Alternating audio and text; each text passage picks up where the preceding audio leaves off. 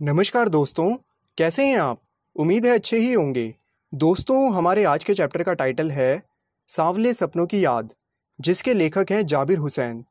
दोस्तों, जाबिर हुसैन जी का जन्म सन 1945 में गांव नौनही राजगीर जिला नालंदा बिहार में हुआ। वे अंग्रेजी भाषा एवं साहित्य के प्राध्यापक रहे। इन्होंने सक्रिय राजनीति में भी भाग लिया और विधानसभा के सदस्य, मंत्री और सभापति भी रहे। ये हिंदी, अंग्रेजी और उर्दू तीनों भाषाओं में समान अधिकार के साथ लेखन करते रहे हैं। इनकी मुख्य हिंदी रचनाएं हैं जो आगे है, डोला बीबी का मज़ार, अतीत का चेहरा, लोगा और एक नदी रेत भरी। तो आज दोस्तों हम इनकी रचना सांवले सपनों की याद के बारे में पढ़ने जा रहे हैं। सांवले सपनों की याद एक व्यक्ति चित्र है। इसमें प्रसिद्ध पक्षी प्रेमी सलीम अली का व्यक्ति चित्र है। दोस्तों, इस पाठ में सलीम अली के खुले स्वभाव की बात की गई है। इस पाठ में बताया गया है कि कैसे सलीम अली पक्षी प्रेमी बने, कैसे उन्होंने साइलेंट वैली के पक्षियों को सही सुविधाएं उपलब्ध कराई।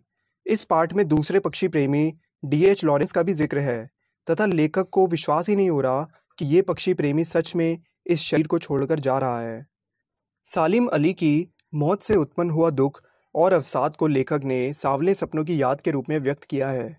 आगे लेखक मृत्यु को प्राप्त पक्षी विज्ञानी सलीम अली के प्रति अपनी भावनाओं को व्यक्त करते हुए कहते हैं कि वे सुनहरे परिंदों के खूबसूरत पंखों पर सवार होकर मौत की खामोश वादियों की ओर चले गए हैं।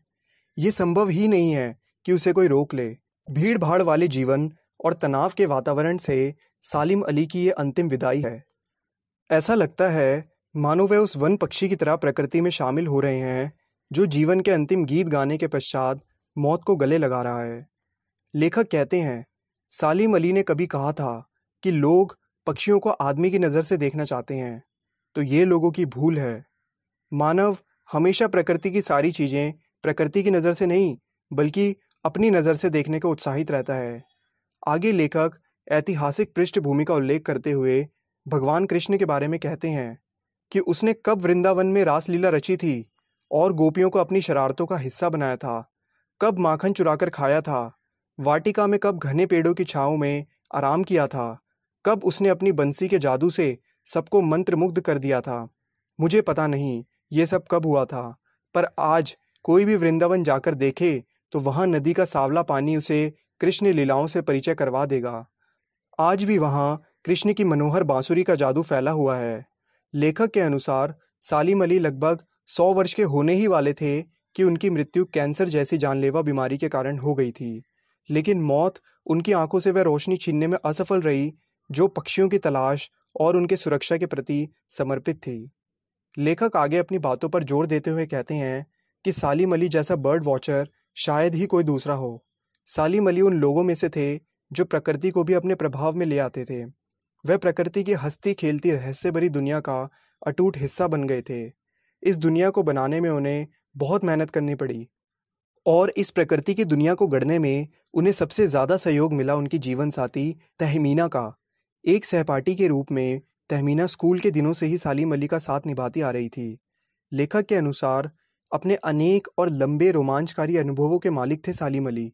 एक बार जब वह केरल की साइलेंट वैली को रेगिस्तानी हवाओं के झोंकों से बचाने की विनती लेकर तत्कालीन प्रधानमंत्री चौधरी चरण सिंह के पास मिलने गए, तब उन्होंने प्रधानमंत्री के समक्ष पर्यावरण के संभावित खतरों की जो तस्वीर रखी, उससे चौधरी चरण सिंह जी की आंखें भी नम हो गई थी। आगे लेखक अफसोस जताते हुए कहते हैं कि आज सलीम अली जीवित नहीं है। गांव की मिट्टी पर पड़ने वाली पानी की पहली बूंद का प्रभाव जानने वाले नेता चौधरी साहब भी नहीं है। अब कौन है जो हिमालय और लद्दाख की बर्फीली ज़मीनों पर जीने वाले पक्षियों के पक्ष में बोलेगा। सलीम अली की आत्मकथा का नाम फॉल ऑफ अ स्पैरो है। आत्मकथा का नाम आते ही लेखक को एक घटना की याद आ जाती है। वह D.H. लॉरेंस के बारे में बताते हुए कहते हैं कि उनकी मृत्यु के बाद उनकी पत्नी से अनुरोध किया गया कि वह अपने पति के बारे में कुछ लिखें। तब उन्होंने कहा कि D.H. लॉरेंस के बारे में मुझसे ज़्यादा मेरे छत पर बैठने वाली गोरैया जानती है। वह लॉरेंस के बारे में ढेर सारी बातें बता सकती है।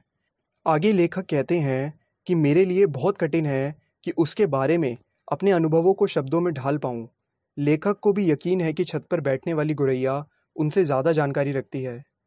लेखक के अनुसार सलीम अली सदैव जटिल प्राणियों के लिए एक पहेली बने रहेंगे। वो प्रकृति की दुनिया में एक टापू बनने की बजाय एक सागर बनकर उभरे थे। वे अपने जीवन में अपनी मेहनत से नित नई ऊंचाइयों को निरंतर छूते रहे।